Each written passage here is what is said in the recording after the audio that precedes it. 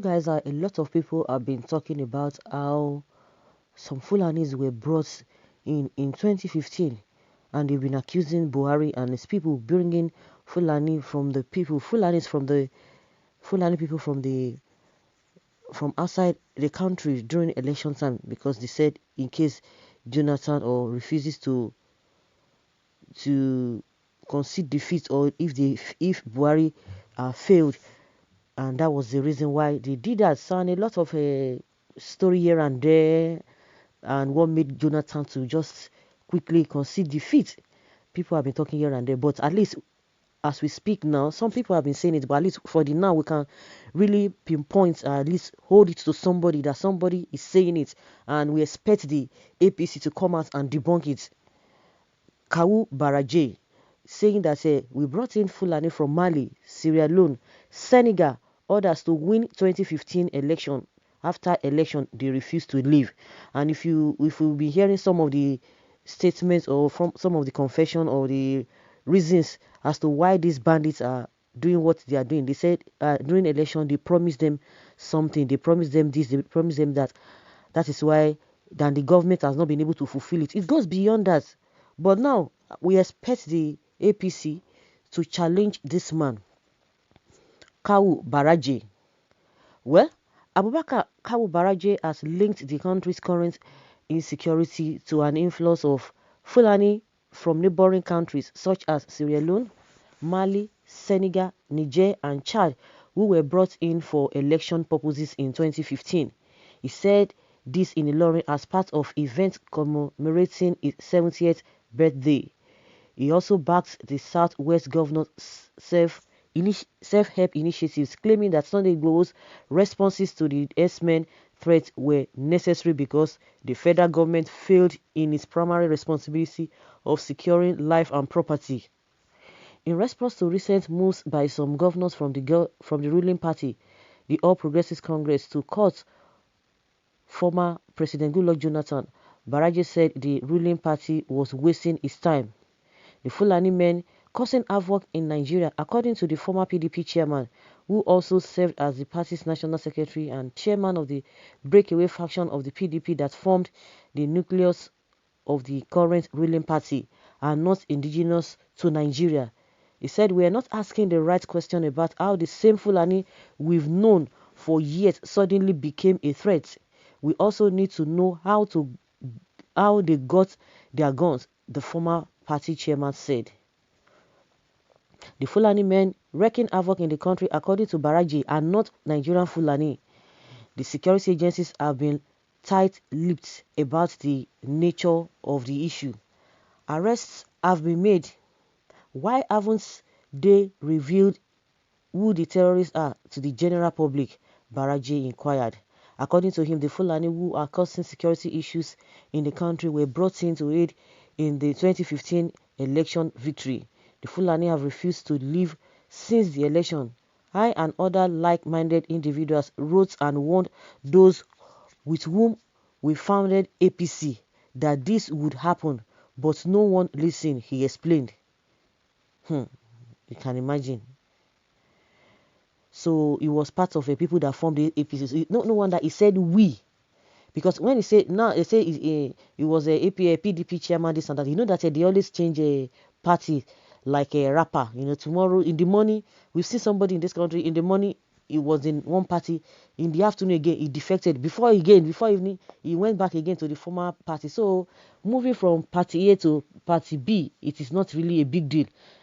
Just like Yaya Bello was saying the other day that this man has defected to APC. What is this man's name? Femi Fani-Kayode. I'm sure Femi Fani, Yaya Bello just quickly went to go and announce it without doing due diligence. He wanted to defect, but now he's telling us cock and bull stories, this and this and that. He didn't want to do this and that. He was trying to talk about the security, the situation of this country with them. All those on a story. So it is always like that. They quickly move. It doesn't take anything. The likes of Saraki, what is this man's name? Milaye, and this the other one, all of them like that. So even if you hear today that Good Luck himself defers to APC, it's not going to be it's not going to be news. If Umar can stay 2 years, he was in PDP, and people were carrying the rumor that yes, this man is in APC, but in the daytime it will be PDP, and in the night it will be something else, and they always expose themselves. So it is always like that. So when the man said we, and I was just thinking we, but you are in PDP, how did you know? Or you are speaking from the opposition party, but he said from some of them that formed the party, that means he was part of the whole thing. So that being said, some of them, one Professor Yusuf Usman saying that all those one who are talking about who are saying the Fulanis that are causing the problem, they are from other country, that they should forget it. What are you talking about? Because people have been asking the question that why is it that all of a sudden they change? So we definitely we can really believe, because people who have been living with Fulanis in other regions apart from the northern region, they have been saying it that these people were good. These people, what changed? What this and that?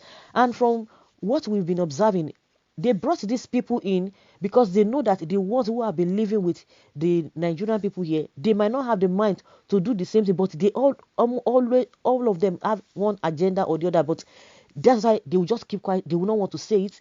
I could remember one of the Seriki in Ogun State said, "Oh, some of the people who are coming from the northern part of the country, they are the ones causing problems. But they themselves that have been with the host communities, they've been living peacefully, they've been living happily. But the worst part of it is that, do you know that they are always supporting themselves, no matter what, no matter the evil any of them does, they will still support it, and it's evident. All of those things have been exposed to the whole world, because you see something that is wrong, you now say, oh, forget it. Like Gumi was saying, how many people take it safe? How many people did even how many people? Even if I thought they did it, maybe they were on drugs, or maybe it was an accidental, whatever. Like seriously, people who are okay. Oh my God! So that is why their life is like that. That is why their life is like that. The question is that people were like, oh, saying that this Boko Haram, I can remember when it started that time, it's going to extend to the south. It's going to be difficult. Of course, we have a pocket of crimes here and there, but it will be difficult for it to be done in this orchestrated manner. And I'm always giving example of a Bado that happened in Lagos. It was tough. If not that they had to curb it, because the people were really serious to say, no, we can't condone this. It was that bad. But when the government was ready, it stood against it, and up to today, we are not hearing anything like Badu, apart from all these 1 million boys that they still need to really tackle. So we have crimes all over the place, but the rate at which the Fulanis are going about it, okay, people know the antecedents. So, like I said, let APC come out, let them come and debunk it. Even if they will come and debunk it, people still know what they know. People still know what they know, and that is why you see that they are defending this whole thing with all manner of responsibility and seriousness. Well, can you see how we brought our own problem by ourselves out of greed and power control? Yet some governors in the north will not speak up. Army should go after them and do the needful. Hey, which army? Forget it. Oh, why is it that you are not asked? Why is it that the so-called security agencies are not going after these people? I said I've heard it from the police in Ogun State, saying that, the people who are causing this problem are not Fulanis who have been in this host community. And I was like, then what are you waiting for? How can somebody come all the way from another country and be doing this, and you are folding your arms? It is believed, and it is really what we can really hold on to, that these security agencies, they've taken maybe order from above, that you can't do anything. But when it comes to the southerners who are into crime, it is very easy for them to quickly display them and give them media trial, and they will be swelling up. Yes, we have done this. But when it gets to Fulani man, you will not see them do anything. So guys, let us hear your opinion and leave your comment down below in the comment section. Thank you.